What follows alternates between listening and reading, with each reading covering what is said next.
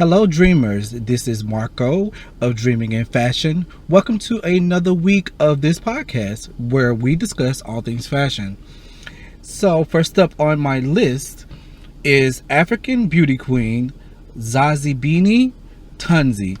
So, basically, South African beauty queen Miss Tunzi had the world singing her praises after becoming the first South African pageant winner to be crowned while rocking her natural hair. Basically, when I saw the photos, she was beautiful. She kind of put me in the mind of she ascended from Wakanda, and she was just beautiful. Her skin is flawless. Her hair was a natural, kind of like a high top-ish type of hairstyle. It was dope. I don't even know why natural hair is even a thing anymore, or why it even should be a thing, but she was extremely beautiful, and shouts out to her for winning that pageant. So if you haven't checked her out, please head over to her Instagram and take a look at her pictures and check out what she's doing. She seems like she has a great personality. Beautiful woman. So next up on my list is... So let's just start by saying that Harper's Bazaar basically did this article saying where designers are pulling out of the New York Fashion Week venue after the developer fundraises for Trump. So two particular designers in general of Rag & Bone and Prabal Gurung will no longer show at Hudson Yard following the developer Stephen Ross's Trump fundraiser. So also... from what I've read from previously, Equinox, Soul Cycle, and Blinked also are kind of like help in the process or aiding in the process of these Trump fundraisers. So also his wife, Cara Ross, basically designer Dana Lorenz of Fallen Jewelry pulled out of the Council of Fashion Designers of America, CFDA, for those that know it that way, also which organizes the New York Fashion Week, basically because Ross's wife, jewelry designer Cara Ross, as I mentioned earlier, is on the board, and basically the CFDA declined to comment. But what Lorenz said was, during the time, she said, well, yesterday while Miss Ross was putting finishing touches on her Trump fundraiser, I was making sure my sobbing housekeeper had her entire family's documents in order. A woman with 3 years citizenship living in fear. And that's basically what Lorenz wrote on Instagram. I mean, I don't blame her. You have people that work for you who are from other countries. We all know about what's going on right now. It's really sad, and I don't blame them. I wouldn't participate in anything where my people that work for me, even myself, where I didn't feel fully accepted, or there was something trying to hinder, or bring a negative light on something that I'm basically trying to do. Now, also, just with Fashion Week alone, it's no stranger to protests.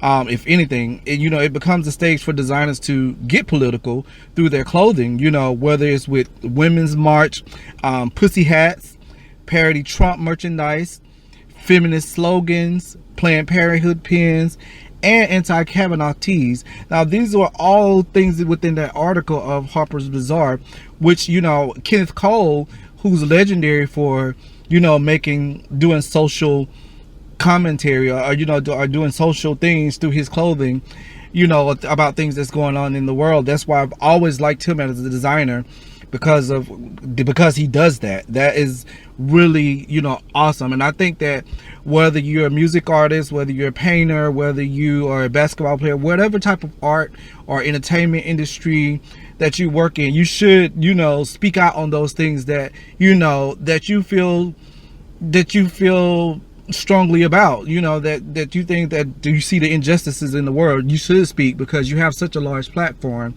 I think that you personally should speak out on those particular things. So speaking of people with large platforms and people speaking out, so next up on my list is Rico Chappelle.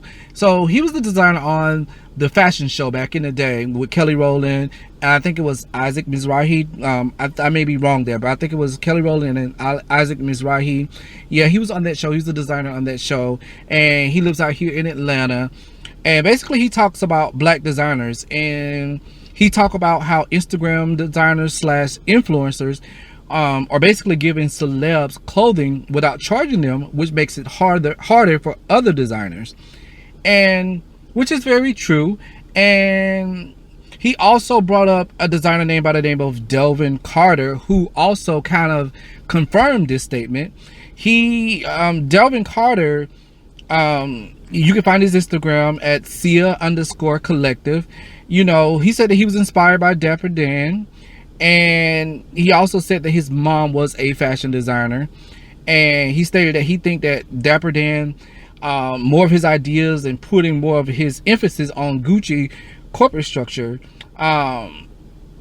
which makes sense. I talked about that in a couple of episodes, maybe a couple of weeks ago, maybe a week or two ago, about Dapper Dan.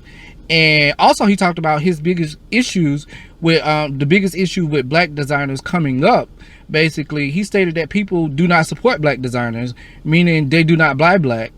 And so that's also ties back into what I was saying about Rico Chappelle, where he stated that a celeb reached out to him and said, "Oh, I love your work, I love your clothing, I love your shoes. I would love, to wear some of your stuff. Just send it over to me," without even wanting to pay. And a lot of these Instagram influencers or Instagram designers, they do that. They send celebs clothing and they don't get any pay for it.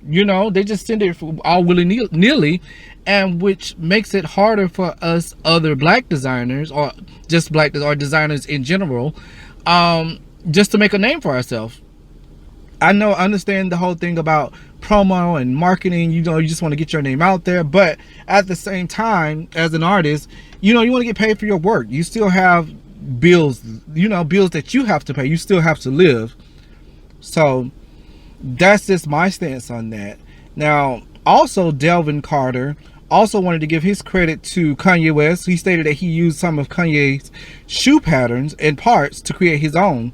So basically, he took, I guess, some of Kanye's shoes. I'm not sure, because I'm not a Kanye West shoe buyer person. He took some of his shoes basically and used the pattern that Kanye had on his shoes and developed his own shoe. And he's been selling great. And I think his price ranges are really good, which he stated on The Breakfast Club. If you haven't saw that interview, he was on The Breakfast Club. He stated that most of his price range is $400.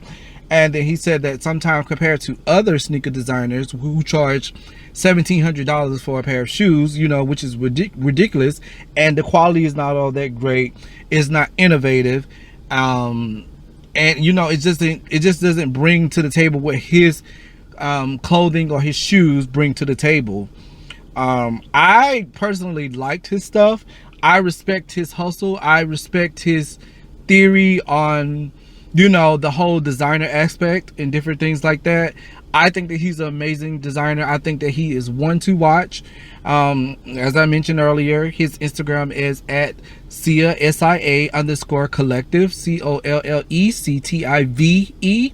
So you guys go over to his page, check him out, show him some love over there on his page. I'm just recently learning about him. I'm following him now, and I will be watching. So speaking of black designers, so I just thought it would be for me to do my due diligence to showcase a black designer each week. So this segment of this particular podcast, I'm going to call this the Black Designer Spotlight. So these are designers. Well, this particular designer is a designer that I've been watching for a while. She was on Project Runway. I love her work. I love her aesthetic. It's so clean. It's so crisp. And it's so chic, but it's classic chic. And that designer is Laurence Bossi. She was on Project Runway. She was a semi-finalist. I love her work. You can see her doing stuff on red carpets and different things like that. She's a dope designer. I know that she works a lot with leather. You guys, if you have a chance, please go over to all of her social media and check her out. Show her some love. Tell her that Dreaming in Fashion sent you over there, so that way that she'll know. Now, also, what we're going to talk about on my next topic here, great designer from back in the day. So CNN is doing a movie on this designer. By the designer name is Halston. I'm sure one of you have heard of him if you're in the fashion industry. He basically simply known as Halston, but he goes by Roy Halston Frolick. He was an American fashion designer who rose to international fame in the 1970s. He was a minimalist. He had clean designs, and it was all well, most of them were often made of cashmere or ultra suede. And basically, he was a kind of like a new phenomenon, in the mid 70s, that redefined American fashion. So CNN is doing this movie of his life, and basically they're going to tell his life story of him and what's going on with how he influenced the American fashion and how he's still relevant to this day. I'm really interested in seeing this particular movie. I can't wait to see it. I was telling a friend earlier today that I thought Halston was from Alabama, and maybe I guess I was wrong, because when I was doing my research on him, he was not actually from Alabama. He was from Iowa, somewhere in Iowa. And yeah, I just always thought he was from the South. I watched the documentary a long time ago on Halston about his life, and I guess I was misinformed, because he's definitely not from Alabama. Well, guys, that is my podcast for this week. Sorry for the delay. Make sure that you guys are following Dreaming in Fashion on Instagram at _DreamingInFashion. Make sure that you're following me on YouTube at Dreaming in Fashion. Also, I'm on Twitter. You can find all of the links for Twitter from the YouTube channel, and I will have all those links there as well.